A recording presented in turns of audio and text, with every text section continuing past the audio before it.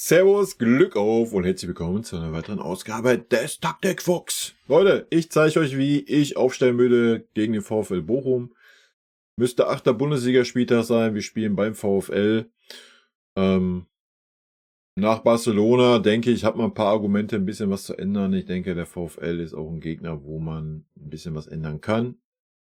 Nichts gegen den VfL, aber ich denke, wenn nicht in solchen Spielen, wann willst du dann mal irgendwas versuchen zu ändern und irgendwas zu riskieren? Ja? Natürlich wird der VfL hat nichts zu verlieren. Ja? Die haben alles zu gewinnen, absolut nichts zu verlieren. Der ganz klare Außenseiter nach dem Saisonstart. Also es kann ein schwerer Brocken werden, wir werden es sehen. Ja? Da hat es ja auch geknallt, vielleicht hat es was gebracht. Wir werden es sehen. Wir gucken uns aber meine Aufstellung an. Es wird ein bisschen was geändert werden, aus meiner Sicht. Aber bevor wir das tun, wie immer der Hinweis. Leute, wenn euch gefällt, was ihr hier seht, lasst gerne ein Abo da. Ja, abonniert den Kanal, dann verpasst ihr auch nichts. Ist völlig kostenlos auf YouTube und ihr unterstützt damit einfach, was ich hier so mache. Jo. Also, gehen wir mal rein in den Bums. Aufgrund der letzten Leistung, hier, Hole rein, ja, fertig aus. Mal einen kleinen Denkzettel an Manu geben, denke ich, ist nicht das Problem. Kompanie hat sich da hingesetzt, die ganze Zeit redet von nach Leistung aufstellen. Was Neuer gerade liefert, ja, ist jetzt nicht super schlecht, ist aber auch nichts, was irgendwie auf einem hohen Niveau ist. Ja, ich sehe dann Ulle in keinster Weise schlechter. Am liebsten würde ich natürlich einen Peretz sehen, aber ein Peretz hat halt absolut nicht die Erfahrung, dass man den jetzt da einfach reinwirft. Da könnte man mal drüber nachdenken, ihn in der Vorbereitung, in der Rückrunde mal ein bisschen heranzuführen und ja, warum sollte man ihn dann nicht mal ausprobieren, ne? Aber wenn man das so mittendrin macht, ist natürlich ein krasser Schritt, wird auch nicht passieren, brauchen wir nicht drüber reden, ja. Aber ich würde einen Ulle mal bringen. Ja. Gut, als nächstes Innenverteidigung.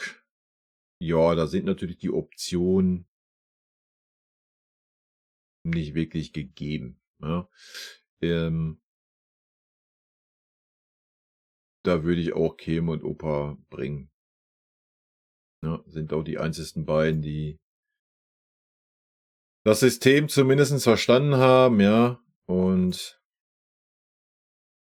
ja, ich weiß, sie wurden teilweise von der Presse und so in Barca auch an die Wand genagelt. Ich fand es jetzt gar nicht so dramatisch. Ja, wenn sie fit sind, würde ich sie bringen. Ansonsten natürlich die Option Eric Dyer. Ja, aber Eric Dyer, ich weiß nicht, ob er die Spielweise beherrscht. Das kann ich nicht beurteilen. Müssten wir halt einfach mal sehen. Ist natürlich eine Option gegen den VfL Bochum. Kannst ja mit Sicherheit auch mal einen Eric Dyer bringen. Mal. Hätte ich jetzt auch absolut nichts dagegen. Wenn aber beide fit sind, würde ich an Kim und Opa ja, erstmal weiter festhalten. Gut, linker Verteidiger wird bei mir Fonzie Davis kommen. Ich fand ihn jetzt gar nicht so schlecht. Auch gegen Barca, ja. Auch da gehen die Meinungen natürlich auseinander. Ich fand ihn jetzt nicht so schlecht. Hat auf jeden Fall aufsteigende Form. Ja, wenn wir darüber reden, wie es um die Vertragssituation steht, habe ich ja schon gesagt, dann wird ein Fonzie gar nicht spielen. Ja, ich blende das jetzt einfach mal aus. Weil das einfach beim FC Bayern ja auch nicht passiert. Von daher würde ich den Davis auf links bringen, aber auch nur aufgrund, weil ich den Arzt nur nach rechts bringen würde. Ja, weil das, was ein Guerrero gezeigt hat gegen Barcelona, war unterste Schublade. Ja, der braucht einfach mal eine Pause. Vom Kopf her, vielleicht auch von der Fitness her, ich weiß es nicht. Ja, da wirkte so ein Davis schon frischer und von daher, da ich einen Kimmich in der Zentrale sehe, weil uns sonst einfach die Kreativität fehlt. Komme ich gleich zu. Ja, wäre das meine Viererkette. Ja, und bei mir will ganz klar ein Arzt bringen. Wenn ich in solchen Spielen wie gegen Bochum, wann willst du dem Jungen mal die Chance geben? Er hätte die Chance schon viel eher haben müssen. Ja. Ist traurig, dass er sie bisher nicht bekommen hat. Gut, ansonsten sehe ich auf jeden Fall ein paar Linien in der Startelf. Und zwar genau da. Ja, als defensiver Sechser. Feierabend. Ja, hier muss kein Kimmich rumhampeln, der wieder dann mal einen rechten Verteidiger gibt, dann wieder den Libero gibt und sonst was. Nein, Josua Kimmich wird bei mir spielen und zwar in diesem Raum. Achter, 9,5er, 10er, nenn es wie ihr wollt. Kimmich würde bei mir dort spielen. Feierabend. Ja. Und zwar mit der Aufgabe, das Spiel zu gestalten. Und nicht irgendwie hinten rumzutingeln, sonst was. Dafür ist ein Palhinha prädestiniert. Wenn da wieder ein Innenverteidiger mitgeht mit dem Stürmer in Bochum, ist die Frage, wie Bochum agieren wird. Aber sollte das passieren, ist Palhinha derjenige, der die Rolle einnimmt. Ja, und nicht an Joshua Kimmich. So wäre es bei mir. Ja. Vorne natürlich Harry Kane, gar keine Frage. Aber meine einer würde den ganzen Bums so machen und würde ihn Teller an die Seite stellen. Ich denke, gerade auch der VfL ist da mal ein Gegner, wo man das auch mal ausprobieren könnte. Ja. Ich meine, Harry Kane hat das jahrelang bei Tottenham gespielt mit einem anderen offensiven. Harry Kane, ihr wisst selber, Harry Kane ist der Spieler, der in diese Räume geht, in diese Räume, aber auch explizit in diese Räume.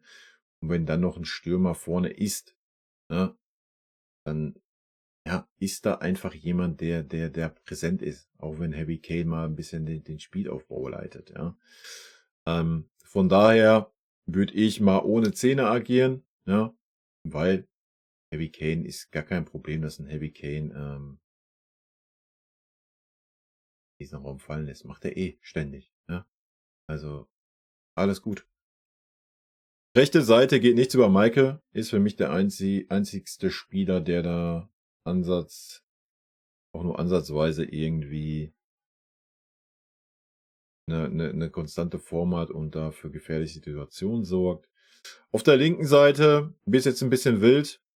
Ich würde entweder Ibrahimovic bringen, ja.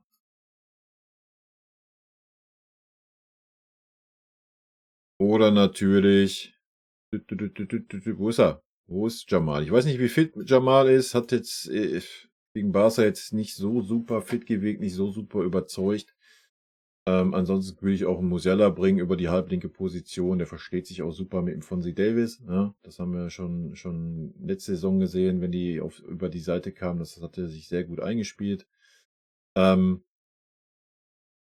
Und natürlich kann Musiala auch dann mal in die Mitte gehen. Ja, ein Tell kann sich mal fallen lassen auf die linke Seite. Der Musiala zieht mal in die Mitte, Kimmich lässt sich fallen, Harry Kane ist vorne und so weiter. Ja, aber das sollte alles klar sein. Ne? Das muss ich nicht explizit hier alles einzeichnen. Ja? Aber so wäre meine Startelf. Wenn Musiala natürlich richtig fit ist, würde ich mit Musiala ruhig anfangen. Gar keine Frage. Ja. Aber ansonsten würde ich mal Ibrahimovic die Chance geben. Ich nehme mal hier einen Eran Kunda mit rein. Ja, auf der anderen Seite als Alternative. Für den Kimmich wäre für mich die Alternative. Wo ist der Conny? Conny Leimer, ja, ich meine, er hat in Leipzig auch den zentralen Part gespielt und er hat auch schon bei uns gezeigt, dass er Pässe in der Tiefe drauf hat und so weiter. Natürlich ist er gleichzeitig noch eine Pressingmaschine. Ich würde ihn dann eher auf der 8 sehen. Hier würde ich eher dann einen Goretzka sehen oder sogar einen Eric Dyer, der diese Position mit Sicherheit auch bekleiden kann. Und das wäre vielleicht sogar die Premium-Lösung neben Palhinha, ja, weil Eric Dyer die super Erfahrung hat und auch lange Zeit Dreierkette gespielt hat und er wäre natürlich auch prädestiniert dafür, sich dann zwischen Kim und Opa fallen zu lassen. Ja. Ansonsten könnte man natürlich auch sagen, man beginnt direkt mit einer Dreierkette, dann könnten Davies und Atsen noch höher schieben. Aber das muss gar nicht sein. Wie gesagt, ich würde da Kim und Opa jetzt erstmal gar nicht auseinanderreißen wollen, weil sie werden noch eine gewisse Zeit lang auf jeden Fall unser Innenverteidiger-Duo da bilden müssen. Ja, ihr seid richtig, kein Gnabry in der Startelf, kein Koman, kein Sané. Ja, Gnabry ist noch der Beste von den dreien, aber Gnabry, der wirkte für mich auch nicht fit gegen Barcelona. Ja? Also viele Spieler wirken da nicht richtig fit. Und es ist wichtig, dass jetzt einfach Frische reinkommt. Ja, nochmal, der VfL hat nichts zu verlieren. Ja, der wird Vollgas geben, 100%. Der wird sich reinschmeißen, Trainer weg, alles auf Null gestellt. Die haben nichts zu verlieren. Wenn wir die 5-0, 6-0, 7-0 weghauen, wird jeder sagen, ja, muss der FC Bayern aber auch. Ja? Also, ja, wir haben da nichts zu gewinnen. Also von daher musst du Spieler haben, die brennen, die fit sind. Wenn Harry Kane nicht fit ist, ja, dann muss er einen Harry Kane weglassen und spielst du mit dem Taylor als einzigste Spitze, stellst du Musiala hier rüber, mich dann ein bisschen defensiver, Musiala ein bisschen offensiver, bringt's auf der linken Seite, sucht euch einen aus. Ja. Aber ich denke, gerade in solchen Spielen muss man dann einfach auch mal den Mut haben, ja, und einfach auch mal ein Zeichen an diesen Kader setzen, ja. Und dann, ich meine, Aznu ist so oft in dieser Geschichte dabei, genauso wie Ibrahimovic, die so oft auf der Bank sitzen und keinerlei Spielminute kriegen. Da muss man die jetzt einfach mal bringen, weil alle Einwechslungen, die wir gesehen haben gegen Barcelona, haben maßlos enttäuscht. Ja. Welche Rechtfertigung soll es geben, zu sagen, ach ja, alles gut, ist nicht weiter tragisch. Jetzt kommt der VfL, komm, da bekommt ihr die nächste Chance. Nee, da muss er denen mal klipp und klar zeigen, guck mal hier, so, die sind auch noch im Kader, ja, dann stell die doch mal auf. Ja? Und gib denen doch mal die Chance. Ja, wenn die es dann verkacken oder keine Leistung bringen, ja, gut, dann kannst du immer noch reagieren, ja. Aber du kannst nicht gegen den FC Barcelona solche Leistungen als Einwechselspieler zeigen. Ja, das ist eine Katastrophe gewesen. Und von daher würde ich auf die auch knallhart verzichten. Ja, da sehe ich keinen, ich nehme mal Conny Leimer raus, der da für die letzten 5 Minuten kam. Aber ansonsten sehe ich da keinen, wo ich sage, ja, boah, geil, Alter, läuft. Ja, richtig gut. Ja, das wäre auf jeden Fall meine Aufstellung, ja. Und wie gesagt, das kannst du natürlich super variabel halten. Sollte der VfL sich da hinten einigeln wie sonst was, ist das doch auch kein Problem, ja. Dann schiebt ein Olysee höher, Musiala schiebt höher, ein Davis schiebt höher, ein Aznu schiebt höher und Kim und Opa schieben ein bisschen nach außen und Palinja lässt sich hier in die Dreierkette fallen, ja. Dann agieren wir mit einer Dreierkette. Zur Not kannst du ja auch eine Seite überladen dann, du kannst einen Kimmich und einen Musiala dann hinstellen und sagst, die linke Seite macht der von sich alleine. Also wir haben ja Möglichkeiten ohne Ende, ja. Das ist doch das Schöne aktuell. Ja? Wir haben eigentlich so viele Möglichkeiten, taktisch, weil wir so viele Spieler haben, die uns taktisch so viele Möglichkeiten geben. Wir müssen die jetzt einfach mal anfangen auch zu nutzen. Ja? Wenn man halt so anfängt und man sieht, der Bums läuft nicht, ja, dann stellst du 2 Positionen um. Dafür brauchst du ja noch nicht mit Spieler auswechseln. Ne? Habe ich ja gerade gezeigt, wie es geht. Also das sollte ja nicht das Problem sein. Ne? Da müssen wir hinkommen und ich denke, es muss einfach mal ein bisschen frisches Blut jetzt mal rein in diese Mannschaft. Ja, nochmal. Wir haben unsere letzte Saison oder die letzten 2 Jahre echauffiert über diesen Kader und am Ende des Tages spielt diese Saison wieder der gleiche Grütze, mal abgesehen von Michael. Ja. So. Wir ziehen wieder alles durch, ja, natürlich, die Spieler sind besser, keine Frage, das hat ein Company hinbekommen. Aber der Anspruch, den wir hatten vor der Saison, wir müssen auch mal ein paar junge Spieler einbauen und es muss strikt nach Leistung gehen, der lässt gerade ein bisschen zu wünschen übrig. Ja.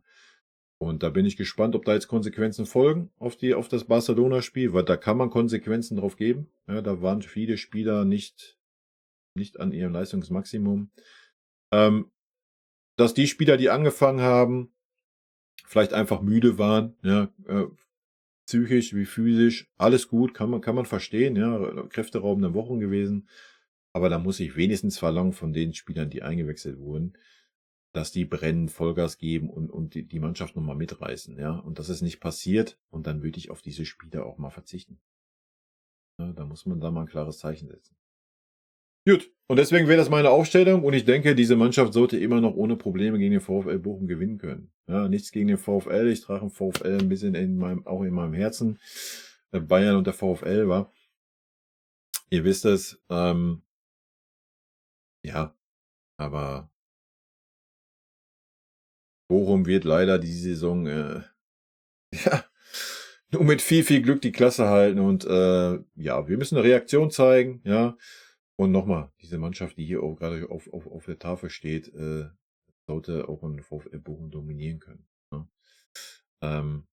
Und wenn nicht gegen Bochum, in welchem Spiel sonst willst du halt mal gerade hier so ein Azno und Ibrahimovic mal reinwerfen? Und dann auch mal ein Palhinha seine Aufgabe hinten machen lassen und einen Kimmich mal auf der Achterposition sich ein bisschen integrieren lassen, ja. Dass man das vielleicht nicht direkt gegen Barca macht, wenn Kimmich die ganze Zeit diese andere Rolle gespielt hat. Aber ich meine, man hat einen Kimmich gegen Barca auch in die Mitte gestellt mehr. Ja, zwischen die beiden Innenverteidiger. Das hat er sonst vorher auch nicht gespielt. Warum man das getan hat, I don't know, wenn man ein paar Linien auf dem Feld hat. Also, aber gut, da gehe ich schon wieder in die Analyse zu Barca rein. Ja. Das schenken wir uns. Das können wir gerne am Montag im Stream nochmal machen. Dann wissen wir ja auch, wie es beim VfL gelaufen ist. Und in diesem Sinne, Leute, mein Tipp. Habe ich mir noch gar keine Gedanken zugemacht. Ja, da ich davon ausgehe, dass diese Ausstellung natürlich nicht stattfinden wird, dass ein Manu im Tor stehen wird, tippe ich mal ein 4-1 für uns. Rot-weiße Grüße gehen raus. Vielen lieben Dank für euren Support hier auf dem Kanal, Leute. Haut rein. Und hoffentlich ein gutes und ein erfolgreiches Spiel gegen den VfL. Vielen lieben Dank für euren Support hier auf dem Kanal. Und in diesem Sinne, gute Freunde kann niemand trennen.